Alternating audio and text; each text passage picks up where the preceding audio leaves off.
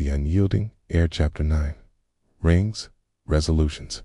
And the final reckoning, the weeks following the proposal, unfolded like a carefully orchestrated symphony, beautiful on the surface, tense beneath. The emerald ring on Elena's finger caught light everywhere she went, during late-night strategy sessions in the war room, while walking the manor grounds at dawn.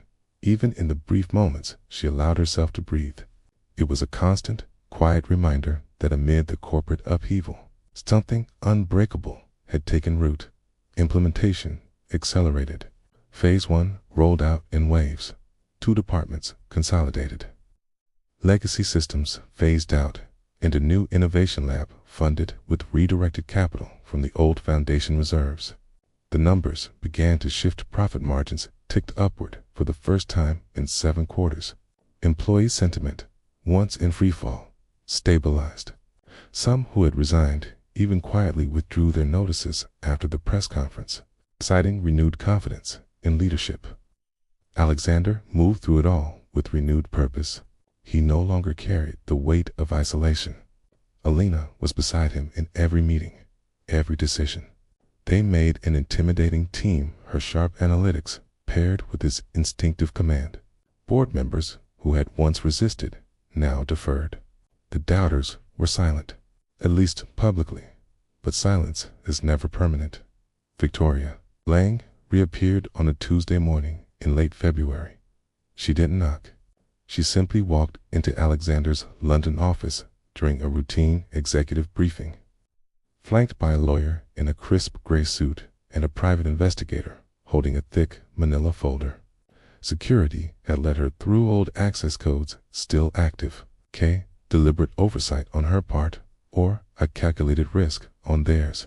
The room went still. Alexander rose slowly from his chair. Elena, seated to his right with a tablet open to the latest financial dashboard, felt the air thicken. "Victoria," he said, voice flat, "you no longer have clearance here." "I'm not here as an employee," she replied, chin high. "I'm here as a shareholder, and I have questions that require answers than the record." The lawyer stepped forward, placing a document on the table. "Miss Lang has filed a formal minority shareholder complaint with the board. Allegations of fiduciary breach, misuse of corporate funds for personal gain, and conflicts of interest stemming from your relationship with Miss Harper." Elena's pulse spiked, but she kept her expression neutral. She had expected something like this eventually. Alexander didn't flinch. Specifics. Victoria opened the folder. Photographs more than the one leaked earlier. Security stills of Elena entering his private quarters multiple nights. Internal emails between Elena and her team discussing restructuring options taken out of context to suggest favoritism. A leaked memo from Charles Beaumont detailing undue influence on key decisions. And then the final blow. A forensic accounting report claiming that funds originally earmarked for the innovation lab had been diverted to personal security. Upgrades at Blackwood Manor. Upgrades that coincided with Elena's frequent stays. "It's a clear conflict," Victoria said. "You've used company resources to protect your personal life. Shareholders deserve transparency." Lawyer cleared his throat. "We're prepared to escalate to a formal vote of no confidence unless a full independent audit is commissioned immediately." Alexander studied the documents for a long moment, then looked up at Victoria. "You've been busy. I've been thorough," she corrected. "You taught me that." Lena spoke for the first time. "The personal security upgrades are the new perimeter system installed after the leaked photo, a direct response to harassment initiated by you, Victoria. The funds were approved in last quarter's emergency budgets, signed off by 3 independent directors, including Reginald Hargrove. You can check the minutes." Victoria's smile faltered for a fraction of a second. Alexander leaned forward. "You want an audit? You'll have one. But know this, if it comes back cleaned, you'll face consequences. Defamation, malicious interference, breach of your non-disclosure agreement. I'll ruin you, Victoria. Not because I enjoy it, because you forced my hand." Victoria's composure cracked. You think the board will stand by you after this? I think the board will stand by results, he said, and the results are improving fast. He stood. You have until end of day to withdraw the complaint. After that, my legal team takes over. Victoria stared at him, then at Elena. Something raw flashed in her eyes. Hurt, fury, regret. Then she turned and left without another word. The lawyer and investigator followed. The room exhaled. Alexander looked at Elena. You handled that well. So did you. She rose, crossing to him. But she won't withdraw. She's too invested in being right. Then we prepare for war. They did. Over the next 10 days, the audit was launched independent. Third party, no Voss influence allowed. Elena cooperated fully, turning over every email, every budget line. Alexander did the same. Meanwhile, wedding planning began in earnest quiet, private, elegant. They chose a small estate in the Cotswolds for the ceremony. Intimate. No press, only family and a handful of trusted friends.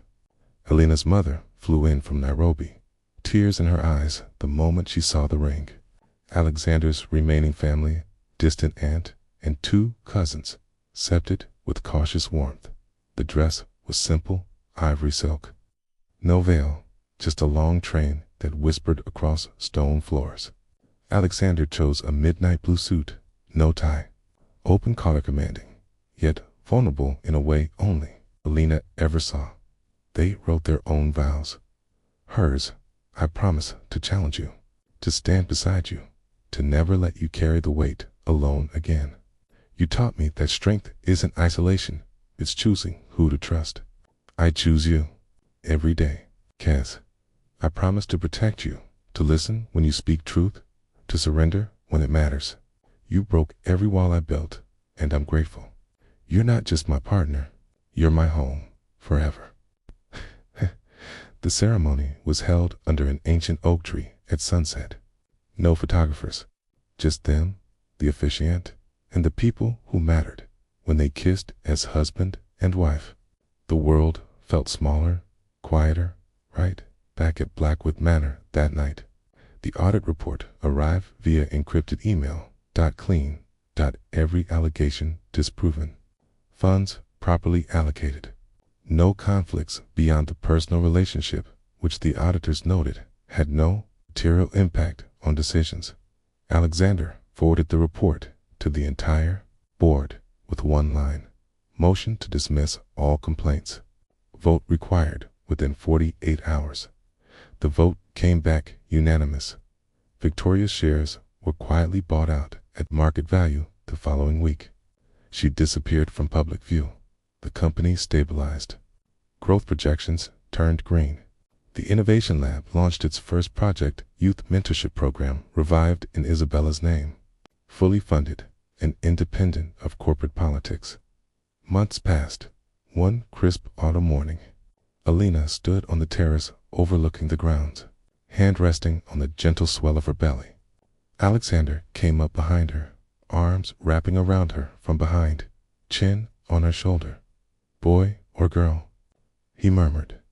Doesn't matter, she said. They'll be stubborn, fierce, loved. He kissed her temple, like their mother, like their father. They watched the sun rise over the estate empire rebuilt, legacy secured, family beginning. The unyielding heir had finally yielded, not to weakness, to love, and in that surrender, found his greatest strength.